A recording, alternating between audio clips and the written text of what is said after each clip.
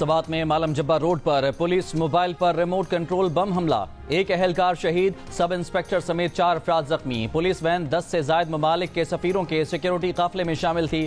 قافلے میں روس، ایران، پرتگال، انڈونیشیا، تاجکستان، قزاقستان اور ایتھوپیا کے سفیر بھی موجود تھے۔ دھماکے میں تمام سفیر محفوظ رہے۔ پولیس کے مطابق تمام سفیر چیمبر آف کامرس مینگورا کی تقریب میں شرکت کے بعد مالم جبہ جا رہے تھے۔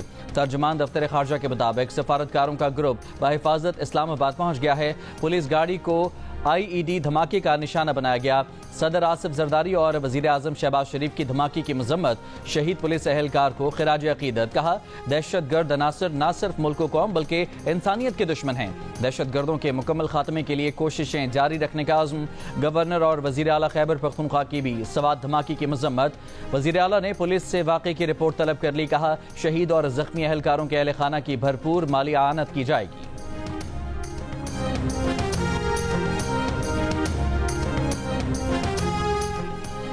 سیاسی افراتفری میں قوم اور ملک کا بہت وقت ضائع ہو چکا، مزید وقت ضائع کرنا ملک اور قوم کے مفاد میں نہیں۔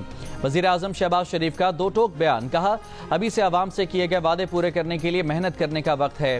جلسے 2028 میں کریں گے۔ جلسوں کے لیے میدان بھرنے کی کوشش کرنے کے بجائے عوام کی معاشی حالت بہتر بنانے کی ضرورت ہے۔ وزیر اعظم نے کہا کہ گالی گولی، انتشار اور فساد سے نہ معیشت بہتر ہوگی نہ معاشرت۔ انتشاری سیاست مسترد کر کے عوام نے معاشی پالیسیوں میں بہتری کو ترجیح دی ہے۔ سیاسی انتشار کا مطلب عوام کو ریلیف دینے کے عمل کو متاثر کرنا ہے۔ برآمدات میں اضافہ، روپے کا مستحکم ہونا، ترسیلات میں اضافہ اور شرح سود کا کم ہونا، یہ سب معاشی ترقی کے واضح ثبوت ہیں۔ معاشی چیلنج اور دہشت گردی سے نمٹنے کے لیے قوم، سیاسی جماعتوں، اداروں اور صوبوں کو مل کر کام کرنا ہوگا۔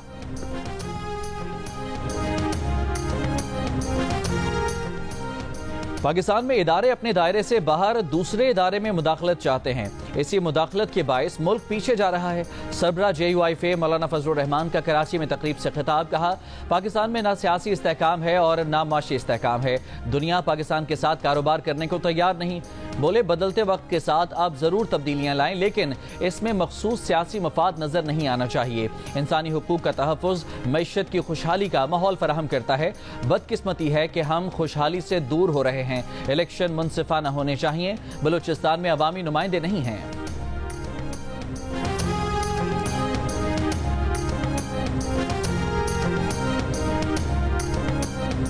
لاہور جلسے میں پنجاب کی فارم 47 والی حکومت کی حرکت قابل مذمت ہے۔ ملک میں سٹینڈرڈ ٹائم کے مطابق صرف سرکاری ٹی وی کا خبر نامہ ہی چلتا ہے۔ لاہور جلسے میں وقت پر جلسہ گاہ نہ پہنچنے والے وزیر اعلیٰ خیبر پختونخوا علی امین گنڈا پور کا کارکنوں سے آن لائن خطاب، کہا انہوں نے ایسا کوئی کام نہیں کیا جس پر معافی مانگے، نہ وہ پنجاب حکومت کے غلام ہیں نہ کسی اور کے۔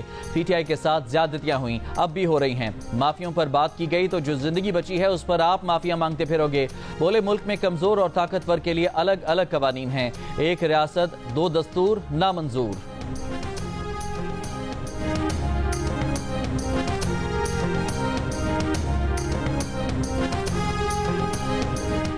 پنجاب کی سینئر وزیر مریم اورنگزیب نے بانی PTI کے بارے میں اسرائیلی اخبار کا مضمون سوشل میڈیا پر شیئر کر دیا، کہا اسرائیلی اخبار میں شائع مضمون نے بانی PTI کے دوغلے پن اور تضادات کو بے نقاب کر دیا۔ یروشلم پوسٹ میں شائع ہونے والا مضمون آنکھیں کھولنے کے لیے کافی ہے۔ اخبار میں شائع ہونے والے مضمون میں بانی PTI کو ایسا ہم خیال لیڈر قرار دیا گیا ہے جو اسرائیل سے تعلقات معمول پر لانا چاہتا ہے۔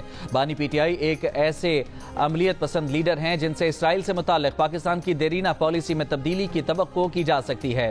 مضمون میں مزید کہا گیا ہے کہ اگر نومبر کے امریکی الیکشن میں ڈونلڈ ٹرمپ کامیاب ہوتے ہیں تو ٹرمپ کے پہلے دور صدارت میں طے پانے والے ابراہم ریکارڈ میں مزید وسعت آ سکے گی۔ یروشلم پوسٹ میں یہ مضمون لکھنے والے ہیری رچرڈ برطانوی پارلیمنٹ کے اسرائیل نواز رکن کے مشیر اور کئی کتابوں کے مصنف ہیں۔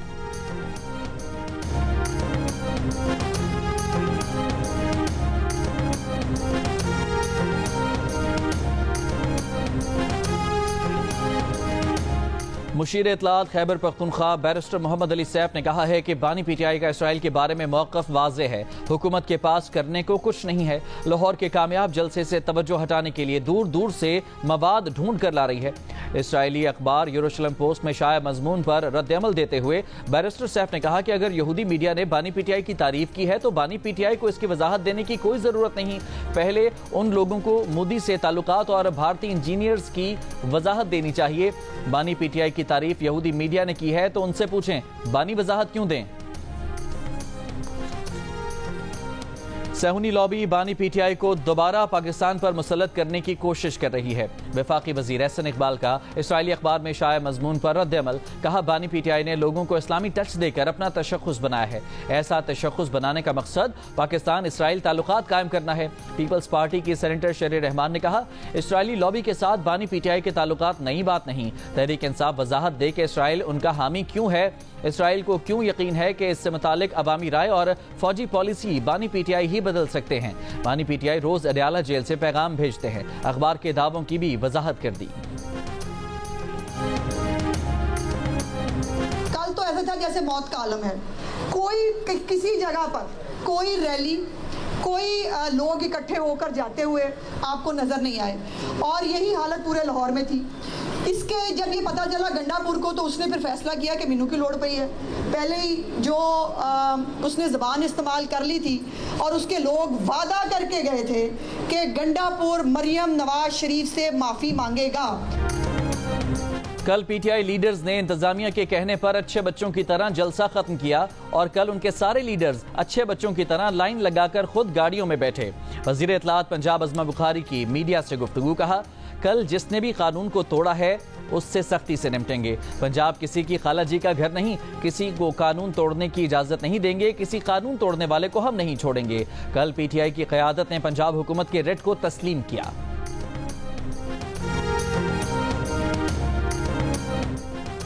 وزیر مملکت برائے خزانہ علی پرویز مالک کا کہنا ہے کہ جب تک ملک میں معاشی استحکام نہیں ہوگا، سرمایہ کاروں کو اپنا منافع باہر بھیجنے کی آزادی نہیں ہوگی، تب تک کوئی پاکستان میں سرمایہ کاری نہیں کرے گا۔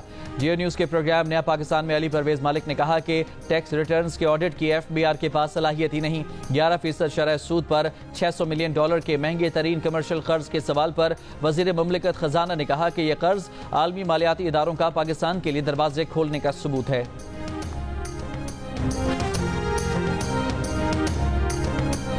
وزیر اعلیٰ پنجاب مریم نواز کی زیر صدارت اجلاس میں ٹرانسفارمنگ پنجاب ایگریکلچر کے لیے سفارشات کا جائزہ، ٹماٹر، پیاز سمیت سبزیوں کی کاشت بڑھانے کے لیے کوآپریٹو فارمنگ متعارف کرانے کا فیصلہ۔ ویجیٹیبل فارمز گروپ کو بیج، کھاد، ڈرپ ایریگیشن اور سولرائزیشن پر سبسڈی ملے گی۔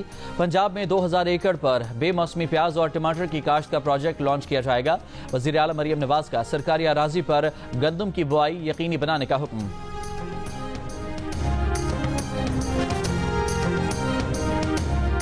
کراچی، اسلام آباد، لاہور، کوئٹہ اور پشاور سمیت ملک بھر کے سرکاری اور نجی میڈیکل اینڈ ڈینٹل کالجز اور جامعات کے MBBS اور BDS داخلہ ٹیسٹ۔ 18,000 نشستوں کے لیے 1,67,077 امیدوار شریک۔ مختلف جگہوں پر بے انتظامی کی اطلاعات۔ کراچی میں MD کیٹ کا پرچہ مبینہ طور پر شروع ہونے سے پہلے لیک ہو گیا۔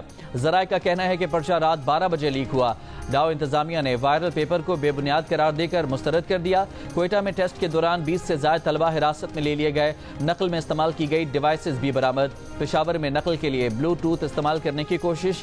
کرک میں نجی ہاسٹل سے 8 افراد زیر حراست۔ ذرائع کے مطابق ملزمان کا تعلق ٹیسٹ پیپر آؤٹ کرنے والے گینگ سے ہے۔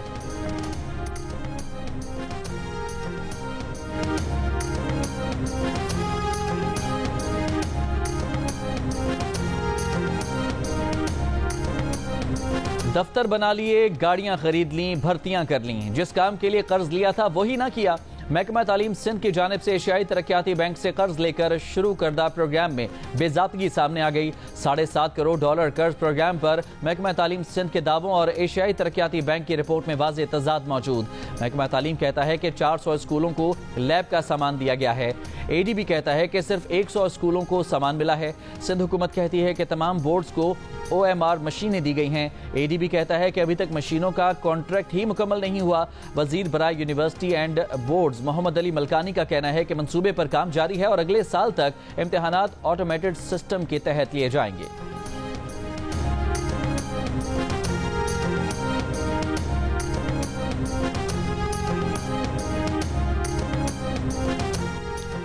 نیب نے پشاور BRT انکوائری کی مد میں 168 ارب روپے ریکوری کا دعویٰ کر دیا۔ اعلامیے کے مطابق نیب کے 25 سالہ تاریخ میں یہ سب سے بڑی ریکوری ہے۔ نیب نے عالمی ثالثی عدالت سے کانٹریکٹرز کا 31.5 ارب روپے کا دعویٰ بھی خارج کروایا۔ بی آر ٹی پشاور منصوبے کی تحقیقات کا آغاز 2018 میں ہوا تھا۔ تحقیقات میں بی آر ٹی کے کانٹریکٹ کی غیر قانونی ایوارڈنگ اور سرکاری فنڈز میں خرد برد کے الزامات لگائے گئے۔ تحقیقات میں ثابت ہوا کہ کانٹریکٹ میں شامل 6 منصوبے غلط طریقے سے چند مخصوص کمپنیوں کو دیے گئے۔ کانٹریکٹرز نے پشاور ڈیولپمنٹ اتھارٹی کے پاس جعلی گارنٹیاں جمع کرائیں۔ کانٹریکٹرز نے نہ تو کام 6 ماہ کی مدت میں مکمل کیا اور نہ ہی غیر ملکی کمپنیوں نے پاکستان آ کر منصوبے پر کام کیا۔ نیب نے غیر ملکی کمپنیوں کو ان کی سفارت خانوں کے ذریعے شامل تفتیش کر لیا۔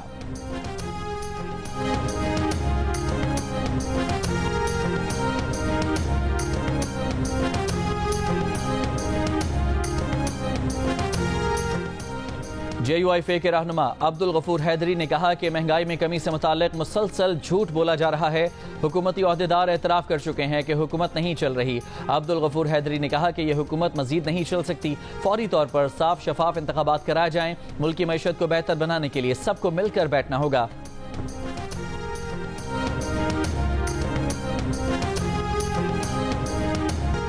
ایف بی آر کی جانب سے 30 ستمبر تک ٹیکس گوشوارے جمع نہ کرانے والوں کے خلاف کارروائی کے نوٹس پر صدر پاکستان ٹیکس بار ایسوسی ایشن کی تنقید۔ کہا نوٹس میں کہا گیا ہے کہ گوشوارے جمع نہ کرانے والوں کی سمیں، بجلی اور گیس کے کنیکشن بند کر دیے جائیں گے۔ حکومت تاجر دوست اسکیم پر عمل درآمد نہیں کرا سکی۔ کارروائی حکومت کے ریٹ چیلنج کرنے والوں کے خلاف ہونی چاہیے، مگر ایف بی آر قوانین کی پاسداری کرنے والوں کے خلاف کارروائی کرنے جا رہا ہے۔ فائلرز کے 30 ستمبر تک گوشوارے جمع نہ کرانے کی کئی وجوہات ہو سکتی ہیں۔ حکومت ٹیکس دینے والوں کو سہولیات دے، ان پر جرمانے عائد نہ کرے۔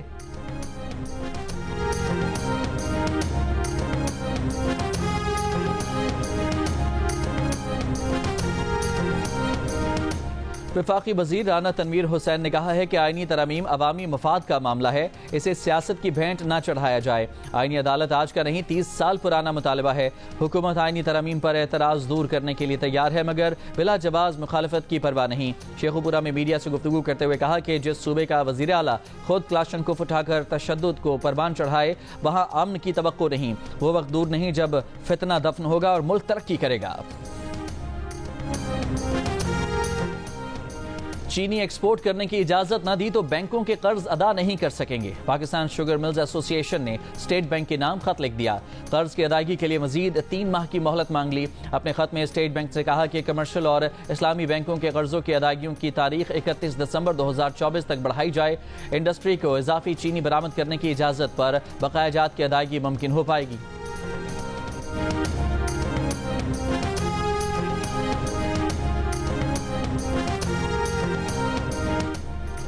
سندھ کے سینئر وزیر شرجیل انعام میمن کا کہنا ہے کہ پاک ایران گہرے اور پائیدار تعلقات، مشترکہ ورثے، باہمی احترام اور تعاون پر مبنی ہیں۔ ایرانی قونصلیٹ میں ربیع الاول کے حوالے سے تقریب سے خطاب کرتے ہوئے انہوں نے کہا کہ ہمارے نبی پاک صلی اللہ علیہ وسلم نے تعاون کا درس دیا ہے۔ ہم مل جل کر درپیش چیلنجز کا مقابلہ کر سکتے ہیں۔ آج کے دن ہمیں پاک ایران تعلقات پروان چڑھانے کے عزم کی تجدید کرنی چاہیے۔ امیر جماعت اسلامی حافظ نعیم الرحمان نے کہا ہے کہ اسرائیلی وزیر اعظم نتن یاہو کے خلاف اسرائیل میں احتجاج ہو رہا ہے۔ یہ نتن یاہو کی فرسٹریشن ہے، اس کے خلاف اسرائیل میں احتجاج ہو رہے ہیں۔ کراچی میں تقریب سے خطاب کرتے ہوئے کہا کہ اسرائیل میں جنگ لڑنے کی صلاحیت ہوتی تو وہ میدان جنگ میں سامنا کرتا۔ حکمراں اپنی حکومت بچانے کے لیے خاموش ہیں۔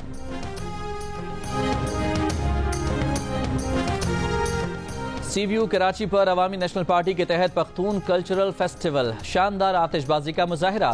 پارٹی کے مرکزی صدر ایمل ولی خان بھی شریک ہوئے۔ اس سے پہلے اے این پی کے کارکنوں نے شہر کے مختلف علاقوں میں ریلیاں نکالیں۔ کراچی ایئرپورٹ پر ایمل ولی خان کا والہانہ استقبال کیا گیا۔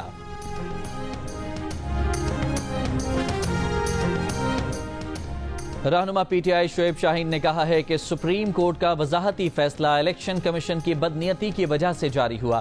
فل کورٹ کے 8 ججز نے مخصوص نشستوں پر وضاحتی فیصلہ دیا ہے۔ ایک ٹی وی انٹرویو میں انہوں نے کہا کہ پیٹیشن کب فائل ہوئی یہ ریکارڈ منگوانے پر پتہ چلے گا۔ شعیب شاہین نے کہا کہ ابھی ججز نے تفصیلی فیصلہ لکھا نہیں اور پہلے ہی اقلیتی نقطہ نظر سامنے آ گیا ہے۔ اسی پروگرام میں بات کرتے ہوئے رہنما نون لیگ بلال اظہر کیانی نے کہا کہ مخصوص نشستوں کے کیس میں غیر معمولی وضاحت پر سوالات جائز ہیں۔ ہیں. جس فریق نے کہا کہ وہ مخصوص سیٹیں نہیں مانگ رہے انہیں دے دی گئیں. الیکشن کمیشن جب تک نوٹیفیکیشن جاری نہیں کرتا یہ سٹیٹس کو برقرار ہے. بہتر ہوگا تفصیلی فیصلے کے بعد نظر ثانی اپیل میں معاملات عدالت میں حل ہوں.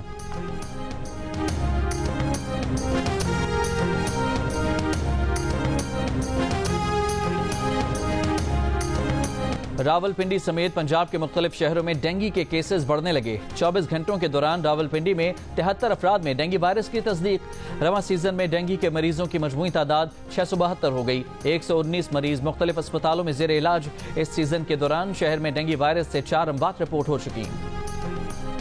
اسرائیل لبنان کشیدگی میں عراقی گروہ بھی شامل. لڑائی کا دائرہ پھیل گیا.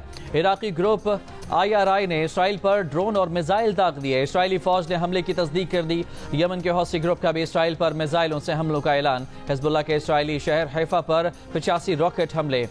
عرب میڈیا کے مطابق کئی مقامات پر آگ لگ گئی. حزب اللہ نے دعویٰ کیا کہ لبنان پر حملوں میں استعمال ہونے والے رامات ڈیوڈ ایئر بیس اور اسرائیلی ٹیک کمپنی رفائل کو نشانہ بنایا گیا ہے. حیفا شہر میں کئی گھر اور گاڑیاں بھی ان راکٹوں کا نشانہ بنی ہیں. 24 گھنٹوں میں لبنان پر اسرائیل کا 400 حملے کرنے کا دعویٰ. پیجر دھماکوں کی تحقیقات جاری. بھارتی نژاد نارویجین شہری کے کیرلا میں گھر کی نگرانی سخت.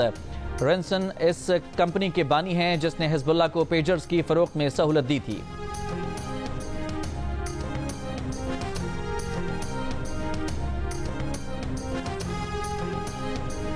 اسرائیلی فوج کا مغربی کنارے میں رام اللہ میں قطر کے ٹی وی کے بیورو آفس پر دھاوا. الجزیرہ ٹی وی کے بیورو کو 45 روز کے لیے بند کرنے کا حکم. رپورٹس کے مطابق کارروائی سے کچھ دیر پہلے ٹی وی کو القسام بریگیڈ کی جانب سے ویڈیو موصول ہوئی.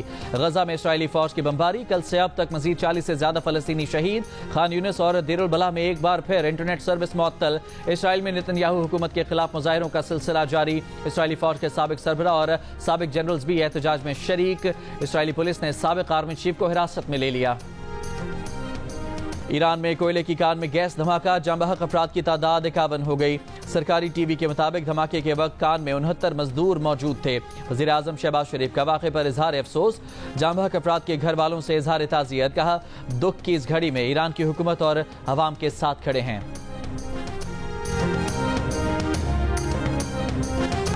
اور جادو کے اثرات، حسد کی گرہیں کیسے بن جاتی ہیں عمر بھر کا روگ. 7 سکائی انٹرٹینمنٹ کی پیشکش ڈرامہ سیریل گرہیں دیکھیے 23 ستمبر سے روزانہ شام 7 بجے صرف جیو ٹی وی پر.